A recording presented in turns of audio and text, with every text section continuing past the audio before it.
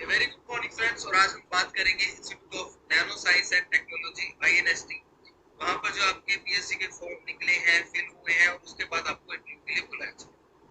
ये वीडियो बनाने का सबसे मेन मोटिव है क्योंकि INST में सभी बच्चों को इंटरव्यू के लिए बुलाया जाता है जिन्होंने फॉर्म भरा है, इररिस्पेक्टिव उन्होंने अगर कोई डॉक्यूमेंट्स अपने अटैच नहीं करे हैं, तब उस कैंडिडेट को एलिजिबल नहीं मानते कि वो इंटरव्यू देने के लिए आ सकते।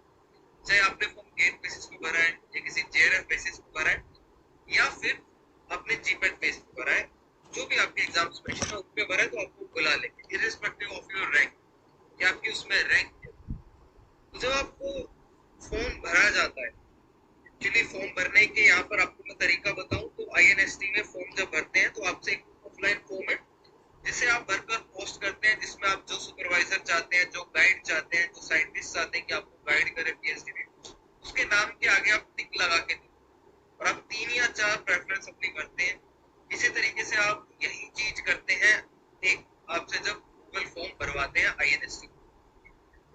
और ये फॉर्म जो है ये बहुत ध्यान से भरना चाहिए, आपको बहुत ध्यान से साइंटिस्ट की प्रोफाइल को स्टडी करके आपको करना चाहिए, क्योंकि जब आपका इंटरव्यू होता है तो वही फॉर्म जिसमें आपका डॉक्यूमेंट्स, आपका रिज्यूम अटैच है, ये फॉर्म आपका उसी साइंटिस्ट के पास होता है, उसी पर्सन के पास होता है जिसको आपने फॉर्म भरते टाइम टिक किया था कि आप इसे सुपरवाइजर चाहते हैं। INST का अगर आप इंटरव्यू का प्रोसीजर देखें, अगर मैं इंस्टीट्यूट के बारे में बताऊं तो थोड़ा सा मोहाली से आपका जो पंजाब में है थोड़ा सा अलग है। आइसर से थोड़ा दूर पड़ता है कि आपको लगेगा कि आइट साइड ज्यादा कुछ नहीं है, लेकिन 1-2 किलोमीटर पे आप कंप्लीटली सिटी के अंदर एंट्री कर सकते हैं। INST में इंटरव्यू लेने का तरीका, सबसे पहले आप जब जाएंगे तो आपसे आपका एक नंबर नोट किया जाएगा और आपको नंबर दिया जाएगा कि किस टाइम पे आपका इंटरव्यू होगा। 26 कैंडिडेट है, 27 कैंडिडेट है, उसके हिसाब से।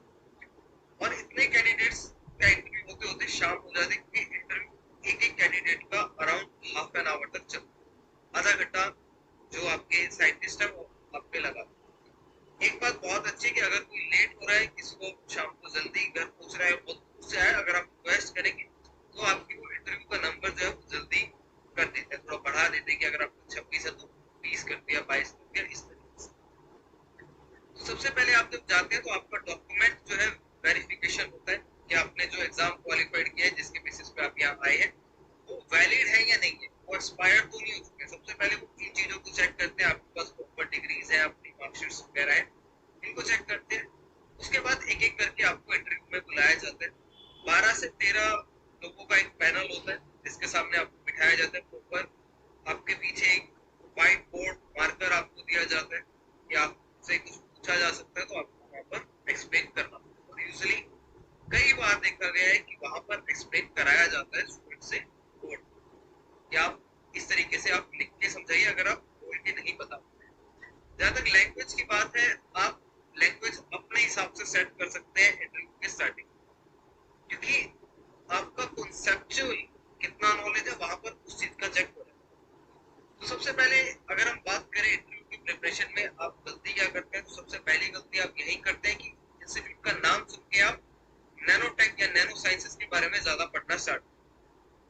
आप पूरा नैनो बायोटेक्नोलॉजी को, नैनो साइंसेस को पूरा पढ़ के जाते हैं, लेकिन वहां पर जाकर आप पाएंगे कि आपसे इतने क्वेश्चन नहीं पूछे जाते हैं नैनो साइंसेस के बारे में। आप history, particle size, applications, disadvantage, limitation आप सब पढ़ के जाते हैं, लेकिन उससे क्वेश्चन आपसे बहुत रेयरली पूछा जाता है। एक क्वेश्चन आपका बनता है जो पूछा जा सकता है कि आप बॉटनी से हैं, जूलॉजी से हैं, फार्मेसी से हैं या किसी बायोटेक से हैं, कि आप किस तरीके से इसका एप्लीकेशन करेंगे अपने काम। तो एक क्वेश्चन ये आपसे बनता है जो कि आई थिंक इतना मुश्किल नहीं है जिसको डिफेंड कर। सेकंड, अगर हम बात करें आपसे जो ज्यादातर क्वेश्चन पूछे जाते हैं कि जो आपका INST में institute of nano science and technology में जिसके ऊपर काम ज्यादा, जैसे कैंसर के आप ऊपर देखेंगे वहां पर काम ज्यादा होता है तो आपके कैंसर से रिलेटेड क्वेश्चन पूछे जा सकते हैं। इसके साथ साथ ड्रग सिस्टम, जहां पर आप नैनो कैप्सूल्स बनाते हैं, नैनो इमल्शंस बनाते हैं, तो जो ड्रग डिलीवरी सिस्टम है, जो लोग फार्मेसी से बिलोंग करते हैं, फार्मास्यूटिक्स से, फार्माकोलॉजी से, तो उनसे इस टाइप के क्वेश्चन ज्यादा पूछे जा सकते हैं। फार्माकोकाइनेटिक, फार्माकोडायनामिक जो प्रॉपर्टीज होती है, खासकर अगर मैं बोलूं काइनेटिक्स की जो प्रॉपर्टी, कि नैनो टेक्नोलॉजी टेक्नोलॉजी की हेल्प से सबसे पहले आप काइनेटिक प्रॉपर्टी को इम्प्रूव करते हैं, बाद में आपका डायनेमिक में इफेक्ट आता है। तो आपसे उन बेसिस मॉडल्स के बारे में पूछा जा सकता है, फार्माकोकाइनेटिक्स। नेक्स्ट अगर हम बात करें, इसके बाद जो क्वेश्चन मैंने आपको बताया सेल सिग्नलिंग पे ज्यादा आते हैं, कैंसर पे ज्यादा आते हैं, और अगर आप देखेंगे तो आपसे डिजीज के बारे में भी पूछा जा सकता है कि जिन डिजीज में पहले से आपका नैनो टेक्नोलॉजी का या जो नैनो साइंसेस का यूज है वो आपका हो रहा है, तो उन डिजीज के बारे में आपसे पूछा जा सकता है। इसके साथ साथ आपने जो पीजी में काम किया, आपका पोस्ट ग्रेजुएशन में जो भी प्रोजेक्ट रहा है, उससे आपसे क्वेश्चन डेफिनेटली पूछे जाते हैं, आप बच के भाग नहीं सकते हैं वहां से।